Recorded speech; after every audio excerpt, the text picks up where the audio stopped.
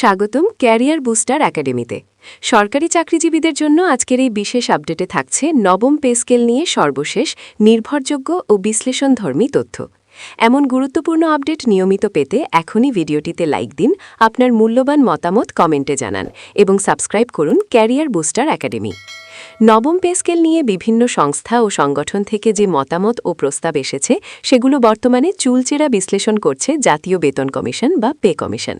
তবে কমিশন সূত্রে জানা গেছে এখনও পর্যন্ত সম্পূর্ণ প্রতিবেদন লেখার কাজ শেষ করা সম্ভব হয়নি। সোমবার কমিশনের একটি নির্ভরযোগ্য সূত্র জানিয়েছে, কর্মচারীদের সাম্প্রতিক মহাসমাবেশ কিংবা আগামী দিনগুলোতে কঠোর কর্মসূচির ঘোষণায় কমিশন কোনোভাবেই বিচলিত নয়, বরং তারা একটি বাস্তবসম্মত, টেকসই ও গ্রহণযোগ্য সুপারিশ প্রস্তুতের দিকেই পুরো মনোযোগ দিচ্ছে। এজন্য প্রতিটি সংস্থা, দপ্তর এবং কর্মচারী সংগঠন থেকে প্রাপ্ত প্রস্তাবগুলো গভীরভাবে পর্যালোচনা করে লিপিবদ্ধ করা হচ্ছে। এই প্রক্রিয়ায় বলেও জানিয়েছে কমিশন। নাম প্রকাশ না করার শর্তে কমিশনের এক কর্মকর্তা বলেন, কর্মচারীরা আন্দোলন করতেই পারেন। আন্দোলন ঠেকানো বা আশ্বাস দেওয়া কমিশনের কাজ নয়। আমাদের দায়িত্ব হল নির্ধারিত সময়ের মধ্যে একটি মানসম্মত সুপারিশ প্রণয়ন করা। নবম পে স্কেলের প্রতিবেদন জমা দিতে আর কতদিন সময় লাগতে পারে, এমন প্রশ্নের জবাবে ওই কর্মকর্তা আরও বলেন, কমিশনের রিপোর্ট যখনই চূড়ান্ত হবে সাংবাদিকরা কোনো না কোনোভাবে সবুজ সংকেত পেয়ে যাবেন। তখন কমিশনের চেয়ারম্যান বিষয়টি নিয়ে বিস্তারিতভাবে কথা বলবেন। এদিকে কঠোর আন্দোলনের হুঁশিয়ারি থাকলেও সম্প্রতি সচিবালয়ে আন্দোলনকারীদের বিরুদ্ধে দমন প্রক্রিয়া এবং সরকারি প্রাথমিক বিদ্যালয়ের শিক্ষকদের আন্দোলনের পরবর্তী সরকারি সিদ্ধান্তে এক ধরনের শঙ্কায় রয়েছে পে স্কেলের দাবিতে আন্দোলনরত বিভিন্ন সংগঠনের নেতারা। সে কারণেই আপাতত তারা কঠোর কর্মসূচির দিকে যাচ্ছে না।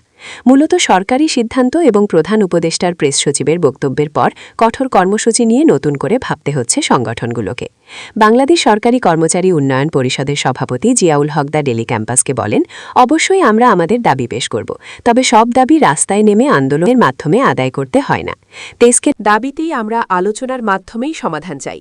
তিনি আরও বলেন, সচিবালয়ের ভেতরে সাম্প্রতিক কিছু অপ্রীতিকর ঘটনার কারণে বাইরের কর্মচারীরা সচিবালয়ের কর্মচারীদের ওপর ক্ষুব্ধ। সব বিষয় বিবেচনায় নিয়েই পরবর্তী সিদ্ধান্ত নেওয়া হবে। অন্যদিকে বাংলাদেশ সরকারি কর্মচারী সমন্বয় পরিষদের মহাসচিব বেল্লাল হোসেন দ্য ডেইলি ক্যাম্পাসকে জানান, আমরা অর্থ উপদেষ্টা সালেহ আহমেদের সঙ্গে সাক্ষাৎ চেয়ে একটি চিঠি দিয়েছি। তার সঙ্গে দেখা করার জন্য আমরা অপেক্ষায় রয়েছি। তিনি বলেন, আগামী বৃহস্পতিবার 18 ডিসেম্বর আমরা দাবি আদায় ঐক্য পরিষদের বৈঠকে বসব। সেখানকার আলোচনার ভিত্তিতেই নতুন কর্মসূচি ঘোষণা করা হবে। তবে বাংলাদেশ সরকারি কর্মচারী দাবি আদায় ঐক্য পরিষদের মুখ্য সমন্বয়ক ওয়ারেস আলী স্পষ্ট করে জানিয়েছেন, সরকারি চাকরিজীবী বিধিমালা ও শৃঙ্খলার বাইরে কোনো কর্মসূচি দেওয়া হবে না। তিনি বলেন, প্রজাতন্ত্রের কর্মচারী হিসেবে আমরা ইচ্ছেমতো কর্মসূচি দিতে পারি না। চাকরির বিধিমালা ও শৃঙ্খলার মধ্যে থেকেই আমাদের সব কর্মসূচি ঘোষণা করা হবে।